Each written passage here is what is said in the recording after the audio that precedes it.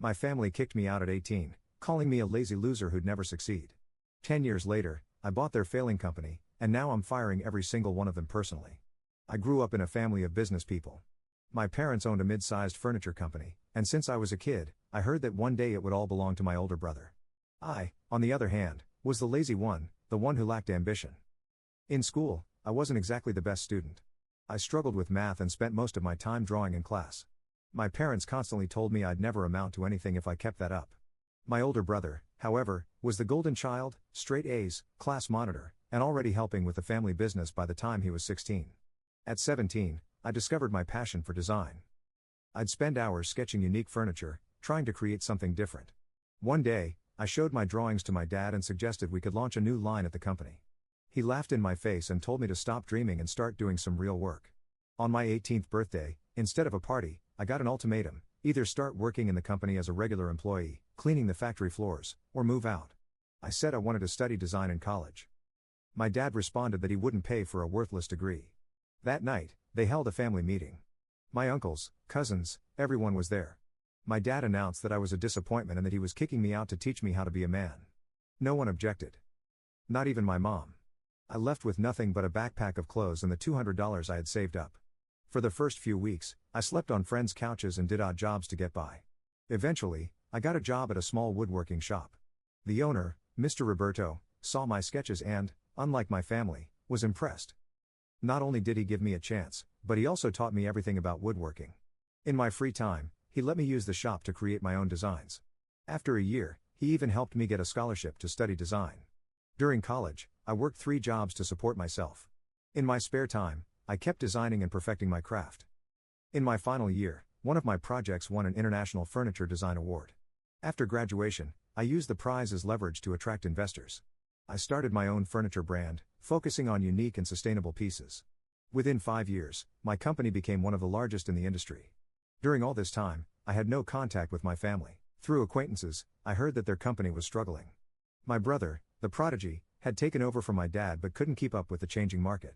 They were still making the same outdated furniture designs from 20 years ago. 2 weeks ago, I got a call from the bank. My family's company was up for sale due to massive debt.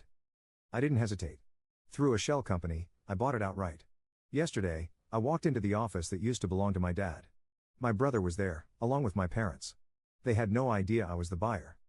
When they saw me, they turned pale. All employees will be individually evaluated by the new owner, I said. Starting now. I called my brother in first. I laid out all the management mistakes he'd made over the past few years. I fired him on the spot. Then it was my dad's turn. He tried to argue that he had 30 years of experience. I pointed out that in 30 years, he hadn't created anything new, innovated, or adapted. He's out too. As for the rest of the family, uncles, cousins, they'll all be personally fired by me in the coming days. Not out of revenge, but because they're incompetent. The company needs fresh blood. My mom cried, saying I couldn't do this to the family. I told her family is the people who stood by me when I was sleeping on park benches, not the ones who kicked me out of the house. The only person I'm keeping is the janitor, Jose. He was the only one who helped me when I first left, secretly giving me food in those early days. The company will be completely revamped. The building where I grew up hearing I was a loser will now produce my award-winning designs. And that family meeting where they humiliated me? I'm hosting another one. This time, to announce that I bought the company and that they're all fired. Maybe I'm being cruel, but I learned from the best. Edit 1. A lot of people are asking about Mr. Roberto from the woodworking shop. He retired last year, but now he's a special consultant for my company. And yes, he'll be at the family meeting to witness everything. The family meeting was set for Friday evening at the company's main conference room. I made sure to arrive early, watching through the security cameras as they filtered in one by one. Their faces were a mix of confusion and worry. They hadn't been in this room since that night 10 years ago when they cast me out. Mr. Roberto sat beside me, his weathered hands clasping a leather portfolio containing the designs that would transform the company. "You sure about this, kid?" he asked, though he already knew the answer. I nodded, straightening my tie. The room fell silent as I walked in. My brother, usually so confident in his expensive suit, couldn't meet my eyes. My father's face was red with barely contained anger. My mother clutched her handbag like a shield. The uncles and cousins who had once sneered at my sketches now shifted uncomfortably in their seats. "Before we begin," I said, standing at the head of the table where my father used to hold court, "I'd like to introduce someone." Mr. Roberto stepped in, and I saw recognition flash across my father's face. He had once dismissed Roberto's shop as that little hobby workshop downtown. I projected our new designs onto the wall, sleek, sustainable furniture that had already garnered pre-orders worth millions. This is the future of the company, I announced. The past decade, while you were clinging to outdated designs, the market was evolving. Our competitors embraced change while you stagnated in tradition. My brother finally spoke up. You can't just throw away 30 years of family history. Family history? I laughed, but there was no humor in it. Let's talk about family history. Jose? The janitor entered, now wearing a crisp suit. Meet your new head of operations, I announced. Jose has spent the last decade studying business management in night school while working here. He knows this company better than any of you. My mother began to cry, but I continued. However, I'm not completely heartless. Each of you will receive a severance package, including job placement assistance. And I paused, reaching into my briefcase. I'm establishing a scholarship fund in the company's name for art and design students who come from unsupportive families. The room erupted in protests and pleas, but I held up my hand. There's one more thing. I turned to Mr. Roberto. Would you like to tell them about our new apprenticeship program? Roberto stepped forward, describing how we would partner with local schools to provide opportunities for young designers and craftspeople. The same opportunities I had been denied. As the meeting concluded, my father stood up, his face unreadable. You've become quite the businessman, he said quietly. No, I corrected him. I've become quite the designer who learned how to run a business. There's a difference. Later that evening, as I sat in my new office, formerly my father's, Mr. Roberto brought in 2 cups of coffee, just like he used to in his workshop. You know, he said, looking out at the factory floor where workers were already implementing our new designs, success isn't just about proving others wrong. It's about proving yourself right. I smiled, picking up a framed sketch from my desk, my first furniture design, drawn in the back of that high school classroom where I'd been labeled a dreamer. Why not both? In the months that followed, the company's transformation made headlines in the design world. The old storage room where I used to hide and draw was converted into an innovation lab for young designers. Jose's operational changes streamlined production, and our sustainable practices earned industry awards. My family? Last I heard, my brother started a small consulting firm. My parents retired to a modest house in the suburbs. Sometimes, during late nights at the office, I catch myself wondering if they ever look at our furniture in stores and remember the sketches they once laughed at. But mostly, I focus on the future. Every morning, I walk past the wall of photographs in our lobby, images of apprentices working alongside experienced craftsmen, their faces bright with possibility. And in the center, there's a simple framed sketch of a chair, signed by a teenage boy who dared to dream differently. It's not about revenge anymore. It's about legacy. And sometimes, the best legacy comes from the dreams others tried to dismiss. 6 months after the takeover, I received an unexpected visitor. My sister-in-law, Sarah, stood in my office doorway, holding my 5-year-old niece Emma's hand. I had never met Emma before, she was born after I was kicked out. I know we're not supposed to be here, Sarah said, her voice trembling slightly, but Emma has something she wants to show you. The little girl approached my desk shyly, clutching a rolled-up piece of paper. She carefully unfolded it to reveal a crayon drawing of what looked like a rainbow-colored chair with wings. Mommy says you make special chairs, she said. I made one too. Something caught in my throat as I looked at the drawing. It reminded me so much of my own childhood sketches, the ones that had been dismissed and ridiculed. But here was my niece, already showing the same creative spark. This is beautiful, Emma, I said, kneeling down to her level. Would you like to see how we make special chairs here? Her eyes lit up as I gave them a tour of the innovation lab. Sarah explained that my brother had been struggling with depression since losing his position, barely leaving their house. He won't admit it, she said quietly while Emma explored the design tablets with one of our young apprentices, but he keeps a magazine article about your latest collection on his nightstand. That night, I couldn't sleep. I kept thinking about Emma's drawing, about cycles of family hurt, about the fine line between justice and vengeance. The next morning, I made a decision. I created a new position, Director of Heritage Integration. The role would involve preserving and honoring the company's history while helping guide its evolution into the future. I offered it to my brother. The email I sent him was simple: the past and future don't have to be enemies. They can learn from each other. Your office has a desk for Emma to draw at. If you're interested. 3 days later, he accepted. It wasn't an immediate fairy tale ending. The first few months were tense, filled with awkward silences and careful navigation of old wounds. But slowly, something started to change. My brother's business acumen, freed from the weight of tradition, proved valuable in scaling our innovative designs. He started bringing Emma to the office on Saturdays, where she would spend hours in the innovation lab, her imagination running wild. 1 year after the takeover, we launched the Heritage Collection, a line that merged traditional craftsmanship with modern design. It became our most successful launch ever. The centerpiece? A chair inspired by Emma's crayon drawing, refined through collaboration between my brother and me. Mr. Roberto, watching us work together on the prototype, just smiled and shook his head. Family, he said, is like wood. Sometimes it needs to break apart before it can be rebuilt into something stronger. My parents still haven't spoken to me, and some wounds may never fully heal. But last week, I received a letter from my mother. Inside was a yellowed piece of paper, one of my old furniture sketches that she had secretly kept all these years. On the back, she had written just 3 words: "You proved us wrong." I framed it and hung it next to Emma's crayon drawing in my office. 2 generations of dreamers, bridging the gap between what was and what could be. The company continues to grow, but now it's growing in a different way. Every quarter, we host a future furniture competition for local school children. The winners get their designs displayed in our showroom alongside our professional pieces. Jose runs a mentorship program for first-generation college students. My brother has started teaching business classes to our design apprentices. And me?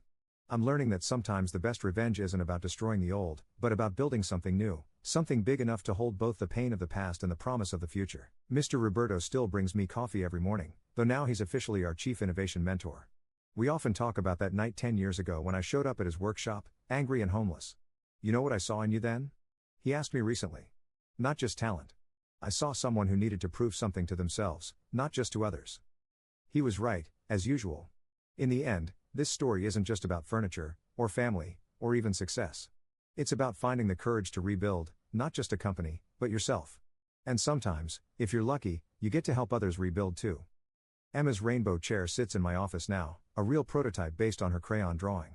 It's become something of a symbol around here, a reminder that the most beautiful designs often come from the most unexpected places. And every time I look at it, I'm reminded that while the past may shape us, it doesn't have to define us. The future, after all, is always waiting to be designed. 5 years later, Emma's magnetic levitation chair concept had evolved into something none of us could have predicted. She'd partnered with a young engineer from our scholarship program to create adaptive furniture that responded to users' needs in real time. The floating elements she'd dreamed up as a child now served a profound purpose, helping people with mobility challenges maintain their independence. My father, now in his 70s, had become a regular fixture in our innovation lab. His woodworking program at the nursing home had sparked something unexpected, a cross-generational design initiative we called Wisdom in Wood. Twice a week, seniors from his program would visit our facility to work with our youngest designers. The collisions of perspective were remarkable, traditional joinery techniques meeting AI-assisted design, stories of the past inspiring visions of the future. David had taken the Heritage Collection in a surprising new direction. After discovering our grandfather's old journal in the attic, he'd found sketches for pieces that were never built, furniture that seemed decades ahead of its time. Working with our digital archives team, he'd created a virtual museum where people could explore our family's design evolution through augmented reality. Visitors could sit in chairs from every era, experiencing the subtle changes in form and function that told our story. Mr. Roberto's corner had grown into an entire wing of the building. Though he'd officially retired, he still came in 3 days a week to hold what he called his possibility sessions. Designers from around the world would visit, bringing their most challenging problems. He'd listen quietly, sipping coffee from his ever-growing collection of Emma design mugs, then ask one simple question that would unlock everything. What if you looked at it from the chair's perspective? My mother's sticky notes had evolved into a book project, Notes from the Edge of Design, a collection of family stories, design wisdom, and the small moments of grace that had helped us heal. She wrote about the years of silence, the weight of unspoken words, and the unexpected way a child's rainbow chair had built a bridge across the divide. The book's launch event was held in our rooftop garden, where 3 generations of our family sat together for the first time in decades. Jose's cultural exchange program had spawned a global network. We now had partner studios in 12 countries, each exploring the intersection of traditional craftsmanship and modern innovation. Every quarter, we would hold a virtual design summit where artisans from different cultures would collaborate on pieces that told multiple stories at once. A chair might feature Japanese joinery, Scandinavian minimalism, and African textile patterns, creating something entirely new yet deeply rooted in tradition. Emma, now 12, had started her own mentoring program for younger children. Design Dreamers met every Saturday morning in our innovation lab, where kids from local schools would bring their wildest furniture ideas. Nothing was dismissed as impossible. Instead, the challenge became finding ways to transform seemingly impossible dreams into reality. One 8-year-old's concept for a storytelling chair that created different environments through projected light had become our latest breakthrough product. The old storage room wall, covered in generations of sketches, had been digitally scanned and turned into an interactive installation. Visitors could touch any sketch and hear the story behind it, told by the designer themselves. My old drawings were there, alongside Emma's earliest concepts, Mr. Roberto's teaching sketches, and the evolving visions of every designer who'd found their way to us. It had become a living history of imagination. Sarah's social media series about Emma had evolved into a full-fledged documentary project, The Future of Family Business. Film crews followed different family companies around the world as they navigated the challenges of tradition, innovation, and generational change. Our story was just one thread in a larger tapestry of families finding new ways to grow together through creativity and understanding. The scholarship program had its first full-circle moment when Maria Chen, one of our original scholarship recipients, returned as head of our new biomimicry division. She brought with her a revolutionary approach to sustainable furniture design, studying nature's solutions to complex problems. Her team's latest project involved chairs that could regulate temperature and humidity naturally, inspired by termite mounds and desert plants. My father's presence in the building had slowly shifted from occasional visitor to integral part of our creative process. He'd set up a small workshop next to the innovation lab, where he spent hours working with his hands, teaching anyone who wanted to learn. One day, I found him showing Emma how to feel the grain of wood, just as his father had shown him. The wood remembers, he told her, and so do we. But we get to choose what we do with those memories. The company's transformation had become a case study in business schools, but not for the reasons anyone expected. They weren't interested in our profit margins or market share, they wanted to understand how a family business had turned personal healing into a force for industry-wide change. Guest lectures often included 3 generations of our family, each sharing their perspective on how design could be a language of reconciliation. Last month, we broke ground on our most ambitious project yet, the Center for Future Craft. The building, designed collaboratively by our entire extended family, would house workshops, research facilities, and community spaces. But its heart would be a circular room we called The Gathering. Here, craftspeople from all traditions could share their knowledge, students could explore new possibilities, and families could learn to build more than just furniture together. Emma's family tree of chairs had grown. She'd added new elements to represent every person who'd become part of our story: Mr. Roberto's Corner, Jose's Cultural Bridges, Maria's Natural Innovations. It's not just about us anymore, she explained, adding a new branch. It's about everyone who dreams of making something that brings people together. In the quiet moments, when the day's work is done and the building slowly empties, I often find myself back in that transformed storage room. The wall of sketches glows softly in the evening light, each drawing a testament to the power of perseverance and the courage to imagine something better.